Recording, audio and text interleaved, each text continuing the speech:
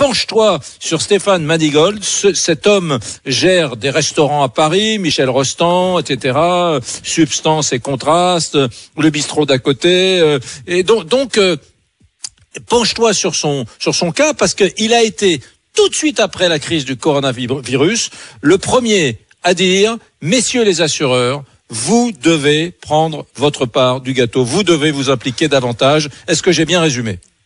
Parfait, Eric Brunet, parfait. Et à vous deux, vous aviez raison, effectivement. Antoine Gerbel, qui est un ami, et j'espère qu'il nous écoute, je l'embrasse chaleureusement également. Donc vous avez raison tous les deux. Qu'on dit dans un premier temps les assureurs, avec toute la puissance de communication qu'on leur connaît, ils ont mis dans la tête des Français et des Françaises des nouveaux mots: risque systémique, pandémie, aléa, inassurabilité, sériel, tous ces nouveaux mots qu'on n'a pas l'habitude au fond d'entendre. Et je vais vous poser une première question, Eric, qui je pense va résumer la situation et la puissance de la communication des assureurs. Est-ce que votre épouse, qui est opticienne, qui a fermé du coup par décret le 14 mars, parce qu'il n'y a pas que les restaurateurs qui ont fermé, est-ce qu'elle a fait sa déclaration de sinistre ? Non, elle n'a pas fait de déclaration de sinistre. Eh bien voilà, vous voyez le combat des assureurs, ils ont gagné le premier match. Et le match retour, il démarre maintenant. Alors, il faut savoir qu'il y a deux obligations. Pour l'assuré, c'est de prouver qu'il y a un sinistre. Concernant les opticiens, les restaurateurs, bref, toutes celles et ceux qui ont fermé, l'obligation de prouver de sinistre, il est facile. Il y a un décret du 14 mars qui dit: vous devez fermer. Ça, c'est le sinistre que l'assuré doit déclarer à son assureur. Il est encore temps de le faire, Eric.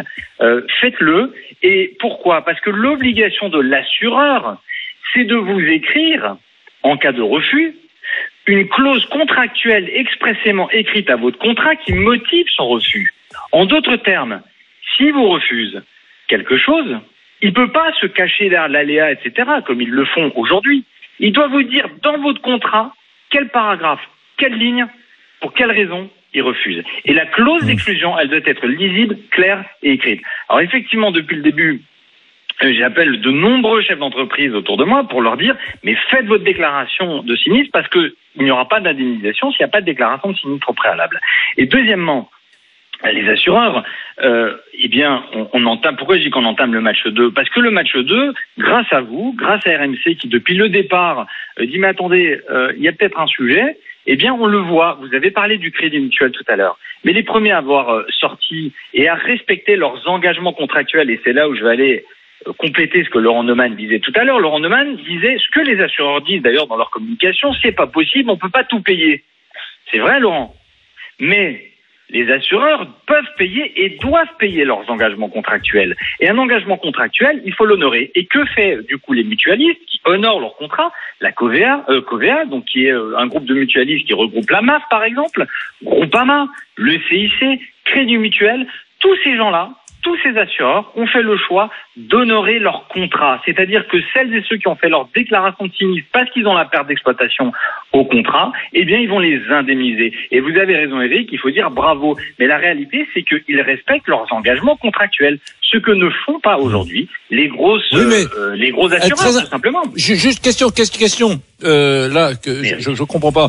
Ils respectent leurs engagements contractuels, dites-vous, mais en même temps, leurs engagements contractuels, ça n'était pas de couvrir la perte d'exploitation d'un commerçant pendant une pandémie. Il n'y a pas marqué pandémie dans les contrats. Ça veut dire qu'ils sont gentils s'ils les respectent, parce que ils auraient beau jeu de dire: écoutez, monsieur, vous voyez bien, il n'y a pas marqué pandémie dans votre contrat d'assurance, donc je paie pas. Non. Vous venez de le dire. Pour qu'une clause s'applique, il faut qu'elle soit écrite. À l'inverse, pour que un motif qu'un assureur peut invoquer, comme la pandémie, soit exclu au contrat, il faudrait que dans nos contrats soit exclu l'épidémie, la pandémie. Or, dans de nombreux contrats, et la Fédération française a commencé à sortir, à force de la bousculer, elle a commencé à sortir des chiffres, elle a commencé à dire 10%. Vous savez combien représente 10% des contrats indemnisables en France ? C'est plus de 200 000 entreprises qui auraient une perte d'exploitation contractuelle. 200 000 ! Alors qu'au départ, ils nous disaient personne. Et je vais prendre un exemple précis. Hier, c'est passé totalement inaperçu. Vous avez l'APCR, qui est l'autorité de contrôle prudentiel, qui est en fait un organe de contrôle de la Banque de France, puisque les assureurs, comme les banques, doivent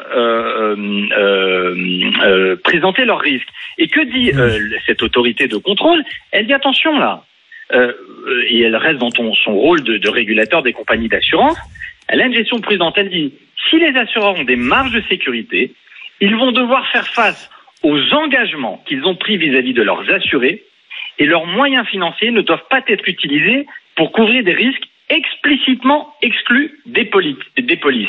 En d'autres termes, ils disent, que dit cet organe de contrôle qui doit s'assurer de la fiabilité et de la solidité financière des assureurs? Il dit quoi? Il dit, la solidarité, oui, mais après l'indemnisation des assurés, n'ayant aucune clause d'exclusion et sur réserve que cette solidarité ne mette pas à mal leur santé financière. Donc, en d'autres termes, les assureurs ont décidé de s'acheter une espèce de paix sociale en disant, regardez, on est généreux. Mais non, l'autorité de la Banque de France, hier, a dit, attention, messieurs les assureurs, d'abord, respectez vos engagements qui sont conséquents. Et selon nos calculs, on a plus de 3 milliards d'indemnisations contractuelles. Et certainement, votre épouse a ses engagements contractuels dans son contrat. Bon, en tout cas, ça prouve, Stéphane Manigol, que cette histoire, elle est loin d'être terminée et qu'on a raison d'appuyer là où ça fait mal. Mais vous êtes Laurent, juste pour le plaisir un peu sadique de rappeler à ceux qui nous écoutent qui sont les bons élèves et qui sont les mauvais élèves. Stéphane redonne à l'antenne la liste des mutualistes qui ont déjà commencé à rembourser des commerçants, des artisans. Fait du name and shame. Mais il a raison, Bruno, parce que on râle, mais il faut aussi féliciter ceux qui respectent leurs engagements. C'est Covéa avec la MAF, Covéa, tout le groupe Covéa avec la MAF notamment, Groupama, qui va indemniser par exemple une grande chaîne de restauration que l'on connaît tous, qui est Courtepaille, qui va être indemnisée grâce à cette perte d'exploitation. Le groupe CIC, le Crédit Mutuel, bref, tous ces mutualistes respectent leurs engagements. Et les mauvais élèves, Eric et Laurent, eh bien c'est en tête d'affiche AXA, que j'ai moi-même assigné la semaine dernière devant le tribunal. Vous avez Generali, Allianz, mais vous savez, les choses bougent. Parce que deux gros assureurs ont missionné des experts pour évaluer le risque auquel ils sont engagés. Et ça se trouve, Eric, au moment où je vous parle, le contrat de votre épouse est en train d'être expertisé par un assureur pour voir à quel risque il est exposé, pour inscrire ce risque. Et du reste, AXA a démarré une provision de 70 millions d'euros au titre des indemnisations contractuelles. Ça, c'est pas public, c'est pas encore affiché, mais en tout cas, ils ont déjà démarré. On a encore le temps de faire une déclaration de sinistre.